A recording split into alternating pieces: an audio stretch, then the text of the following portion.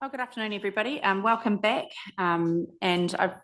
For our, I suppose it is considered an extraordinary. No, it's just a normal council public agenda meeting, and of course we've got our agendas there in front of us. One item on the agenda for today, but before we launch into that, could I ask you, Dale, to karakia for us? Tēnā tātou. Manawa mai te Māori nuku, manawa mai te Māori rangi, ko te Māori kai au, he Māori tupua. Ka pakaru mai te pō, tau mai te Māori haumea hui e, tai ki e. Kia ora tātou. Kia ora, thank you, Dale. So first item on our agenda there, apologies. Councillor Claire St Pierre regrettably has not able to be with us this afternoon, so her apologies are recorded. I believe, Andrew, you may have to leave a little bit earlier, depending on how long we go. I don't think it's going to be a particularly long meeting, so thank you for that. So can I have somebody move that? Lou will move that. Mike will second. I'll put the motion. All those in favour say aye. Against, carried. Disclosure of members' interests. I'm expecting there are none. Likewise, in respect of late items, there are none.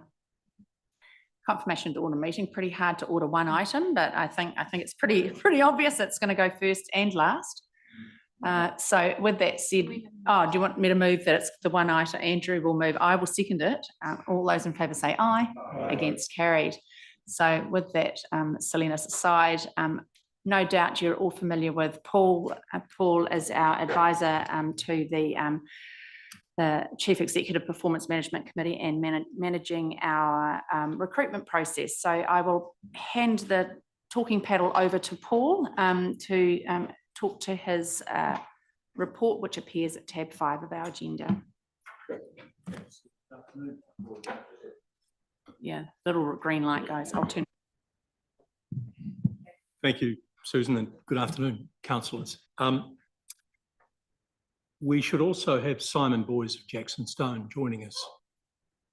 And there he is. There he is. In the shadows, which is where recruiters operate, the best ones. Sneaking around the countryside. I'm going off script a little here, but sneaking around the countryside, tapping the very best potential chief executives to replace Gary. But if I can just introduce Simon quickly. If you'll recall, the December council meeting approved the process for recruitment for a replacement for Gary. It nominated a panel of people to do that, but it reserved for itself the right to do a few things to make sure that council never lost touch of the recruitment process. And the first one of those was that it would be that council would get, as it will today, the chance to review the panel's shot at a job description for the role for the future, and secondly, to review and comment on the panel's attempt at a person specification, which describes the kind of person that the panel believe or the council believes we're looking for to replace Gary.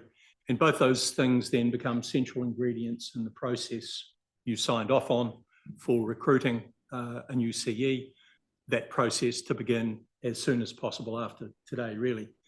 The very first piece of business that the panel undertook and completed before Christmas was to appoint a recruitment firm to provide the direct recruitment services, the advertising, the screening, the candidate management, and all those elements that relate to presenting first a long list to the panel, so they can look at that long list, winnow it down, so that you get a short list to interview when you make the decision. So the first step then was to go to market, look at the likely candidates, and select a recruitment firm to partner council on that journey. And I think the panel rigorously looked at 4 potential firms and selected Jackson Stone, and for reasons related to the size of Simon's head and ego, won't go into all the detail as to why they got selected, but the panel can speak for themselves, but I think they were very comfortable with Jackson Stone. They've got an excellent record. They probably do more CE recruitment in the local government space than any other firm, and Simon might talk about some of the placements they've made in recent times. So very well equipped to do that for us. So with that, perhaps Simon, I'll introduce you, and then we move to talking about the draft, or the recommended, I should say, job description and person specification. Simon. Thank you, Paul. Good afternoon, everyone. And look, thank you very, very much again. I know I have thanked the panel members, but thank you for the opportunity to assist with this very important process. And as Paul may have alluded to, look, we offer a very much a consultative approach, and flexibility is key. And we really look forward to working with you to a really good appointment for council. So thank you. Thank you very much. Masterpiece of brevity. So look, the two key ingredients for this discussion are, as referred to in my paper, first of all, to get your thoughts on the proposed position description that you have in front of you. It was attached to the paper that went out last week. And just introducing that, so the position description obviously describes the dimensions and the responsibilities of the chief executive's role. The one that's recommended, Gary's one, was very old and very much in need of updating in light of a variety of developments, including the turn of a century almost.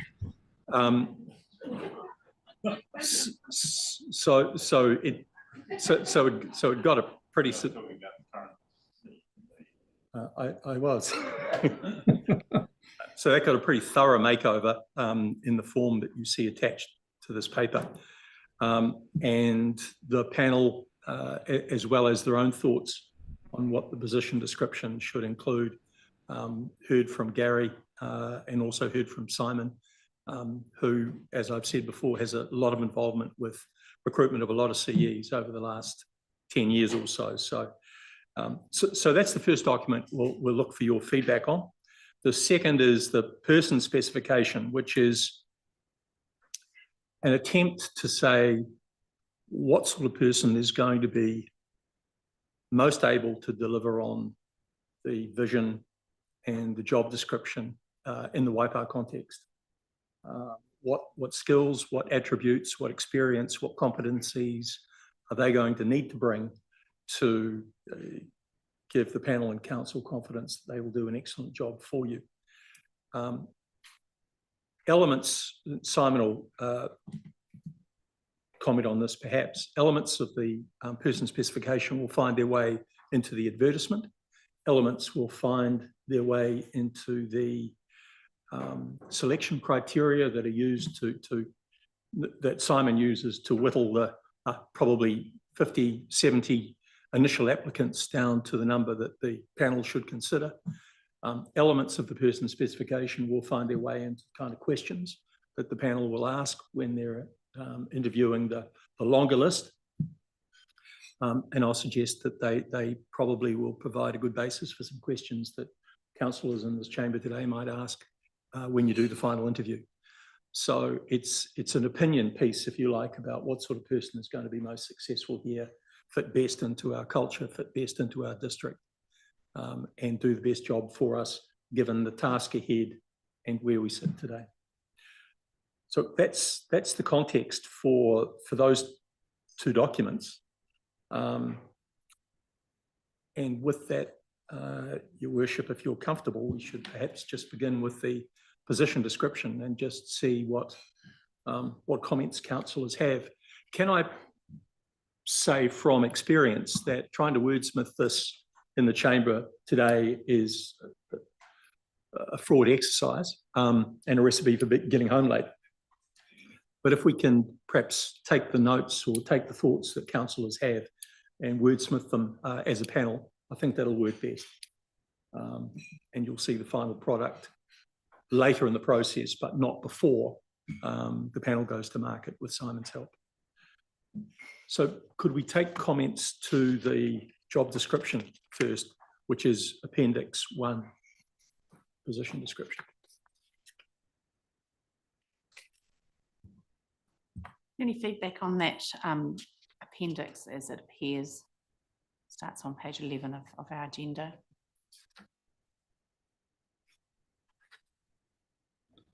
Oh, sorry, please. Paul, could I just add a comment just for some clarity as well? The position description is kind of viewed as a working document, but it is different from the KPIs that you will eventually set your chief executive. So I just wanted to perhaps just make that point of clarification just to help you thinking. Thanks, Simon. Mike, were you going to say something? I was going to say I learnt a new word, probably pronounce it imbued, to inspire a feeling of quality. I've never heard that word before. I thought it might have been a typo, but clearly the job's beyond my realms of capability.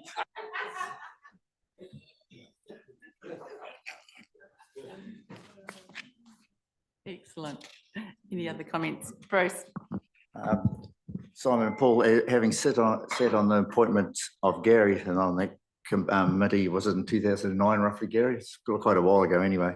I think this is unreal. I suppose we just were lucky we had a good man in those days. We got there, but this is fantastic. Thank you. Thank you very much. Thanks, Bruce.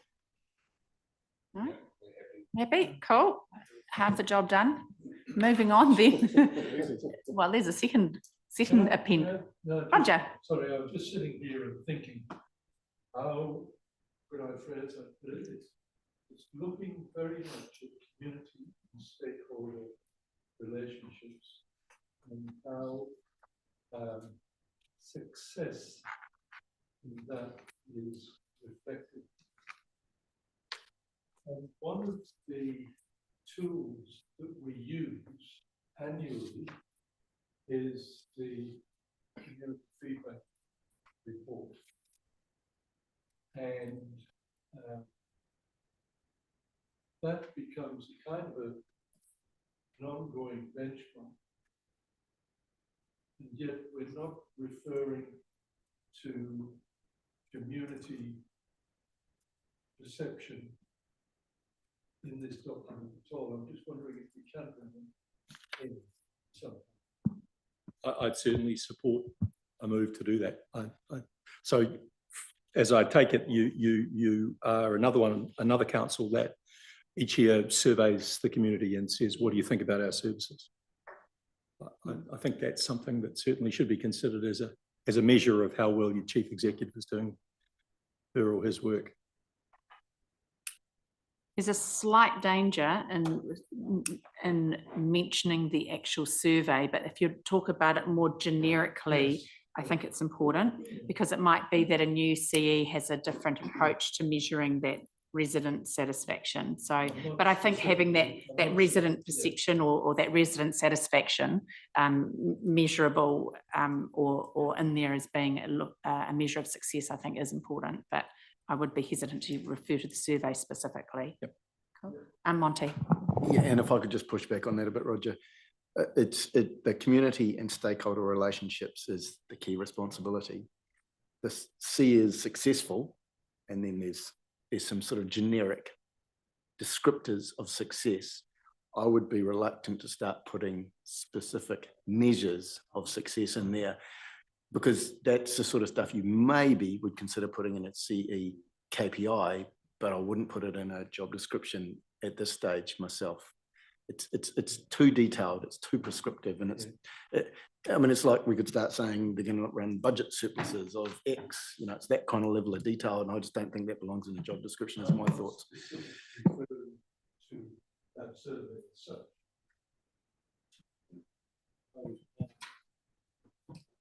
Looking on public perception of the way in which our organisation is viewed. Yep. Okay, so it says stakeholders say council is trusted, credible, good to work with, and respective advocate for the district. You know, the residents are a stakeholder. So just for me, it's adequately covered at an appropriate level. Anyone else disagree?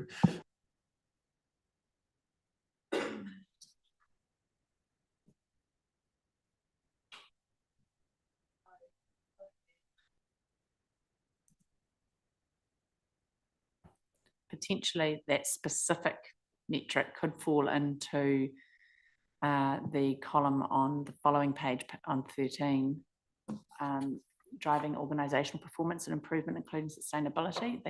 This council, CE is successful when council assessment of CE KPI performance in the annual performance review, assuming that it would form part of the KPIs as Monty has suggested.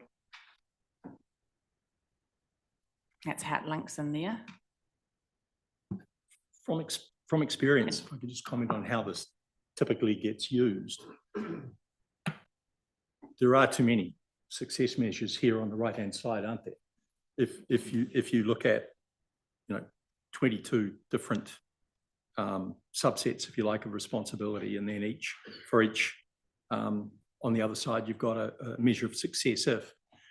I think what that's designed to do is to give the candidate a sense of what they might be measured on, the kinds of things they might be measured on. Year in, year out, council will choose a subset of those, I suggest, and they become the KPIs. But if you're looking for where might KPIs come from, to look at the right-hand column here gives you some confidence that the flow is, this is what they were responsible for. These are the kinds of things we use to measure it. Let's pick one and set some specific targets for this year. So I think it doesn't hurt to have a number of things here. You'll whittle it down when it comes to practically use them. So just the annual satisfaction survey, just about every operating area of the council has a measure relating to that staff survey in the annual plan. And indeed, there's a measure for community boards and council as well. So perhaps a link to those performance standards that are in the annual plan might be useful.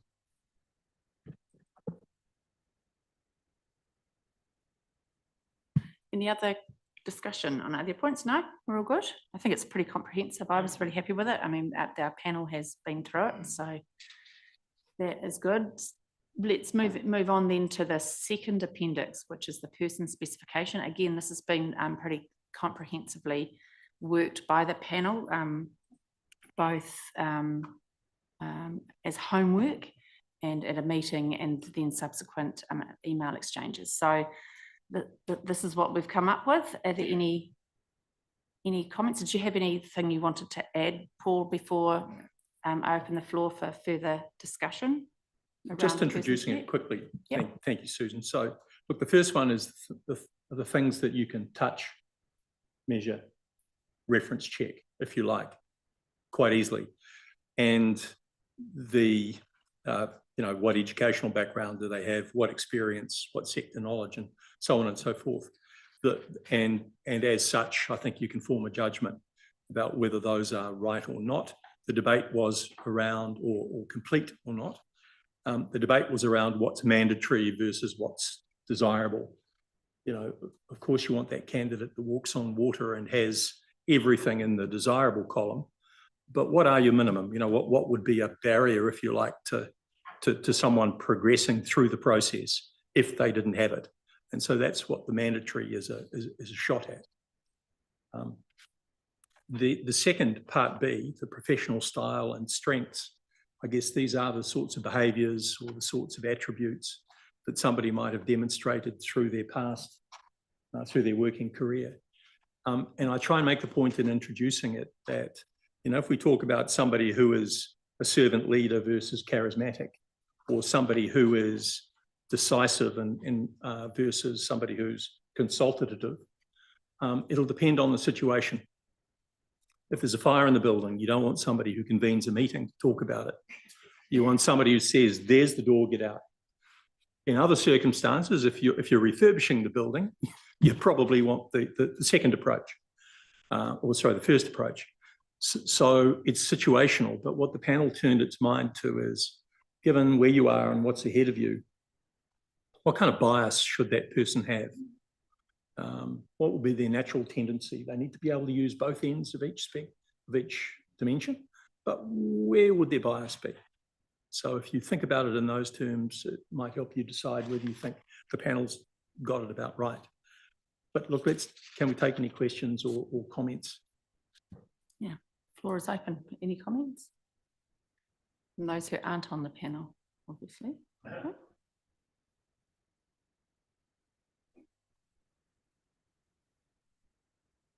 Cool. Wow. Mike, did you say anything? You're umming and ahhing and making noises. Also, just the charismatic, just run us through that a little bit. Sure, I don't really care if they're charismatic, personally, but So some people have some people have an allergy to the term charismatic. I think it conjures up visions of you know, sort of Southern Baptist ministers on pulpits asking for all your money. The context, I think, in which the panel concluded it had some value here is that you must be able to enrol people. You must be able to win enthusiasm from people, whether it's your team to take on a difficult task, or whether it's the councillors to support your judgment, or whether it's the community to choose one idea over another. So the ultimate shrinking violet, you know, at a time when there's a lot of change ahead of you, isn't there? Many directions to be chosen, many hills to be climbed, many options, tough and other to be taken. You actually need somebody who people will follow. So that was the thinking behind that. back to that word, imbued, inspire. We landed on charismatic without ego, I think was the way we discussed it. So yeah, without a tambourine shaking or anything like that. So any other comments? Roger, did you have something to add? Just one thing that I think what we're seeing is a move in local government to this concept of more participatory democracy. And I wonder if some understanding, experience of that new kind of environment would be. I was just running through to see where does that probably fit in. Just chuck your microphone on, Roger. Sorry, you have to put your microphone on. You pushed your button there. I just pushed you. Oh, sorry. Yeah. Oh, okay. So in respect of that, I think I sort of feel like that's covered off by somebody being able to, where was it? I saw it before. Capable of being able to change and move with the time, and work in a fluid environment, understand that be future focused, all of that sort of stuff. Where is it? I thought we had that somewhere. Innovation, was that where it was? Yeah. Embraces change, encourages experimentation, seeks out new opportunities. So kind of, I would have thought it would have fitted in there without using that specific terminology, because otherwise you start singling out all of those potential. But yeah, I think you're right. It sits probably in that space. There's a nod to it also. It's precisely through collaborative. As a preference, decision making. I don't know whether there's a nod to it. I feel like that it's alluded to well enough, because if you start, singling out one or two notions or ideas, you're kind of really skewing your scrum a bit towards somebody who has that, rather than a broad range of innovative, open mindsets, I guess. Yep. Any other comments? Again, we have gone over this quite thoroughly as a panel, so it just really brought it here for your blessing. So that's, I get the sense we have that. Yep. Now, with that said, the recommendation, I think it was appearing on page 3. Joe has suggested there be a slight change in the event that the panel wish to take on board any of your further refinement. Do we believe that's needed, or should we just revert to the recommendation as appearing in our papers? Through the chair, it will also allow, if you pick up any typos or anything that appear prior to publication, will give you a bit more flexibility. Otherwise, it will just need to be as it's tabled today. Well, okay, we'll go with this just to give us that flexibility on the off chance that we do find something.